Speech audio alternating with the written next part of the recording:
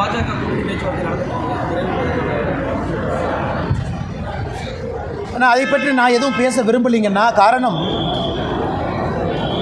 எங்களுடைய தலைவர்கள், தேசிய தலைவர் நட்டா அவர்களாக இருக்கட்டும், உள்துறை அமைச்சர் அமித்ஷா அவர்களாக இருக்கட்டும், நம்முடைய அமைப்பு பொதுச் செயலர் சந்தோஷ்ஜி அவர்களாக இருக்கட்டும், பாரதிய ஜனதா கட்சி தமிழ்நாடு தொண்டர்களுடைய கருத்தை ஒரு தலைவராக நான் பிரதிபலிச்சிருக்கிறேன். இன்றைக்கு தமிழ்நாடு அரசியல் களம் எப்படி இருக்குது, அரசியல் களம் எப்படி மாறி இருக்குது. ஒரு இந்தியா டுடே அப்ரூவல் ரேட்டிங், அந்த சி ஓட்டர் சர்வேன்னு ஏதோ ஒன்று போட்டாங்க. அந்த சி ஓட்டரில் ஒரு மாநிலத்தினுடைய முதலமைச்சருடைய அப்ரூவல் ரேட்டிங் வெறும் 27% இருக்குது. வெறும் 27%.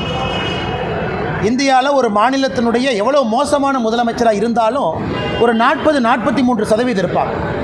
நல்ல முதலமைச்சராக இருந்தால் 65% போவாங்க. ஒரு மாநிலத்தினுடைய முதலமைச்சருடைய அப்ரூவல் ரேட்டிங் 27%. அதாவது 4ல் ஒருத்தர், 4ல் 3 பேர் வேண்டாங்கிறாங்க, 4ல் ஒருத்தர் தான் வேணுங்கிறாங்க. அது எங்களுடைய கள ஆய்வும் கூட அதே தான் சொல்லுது.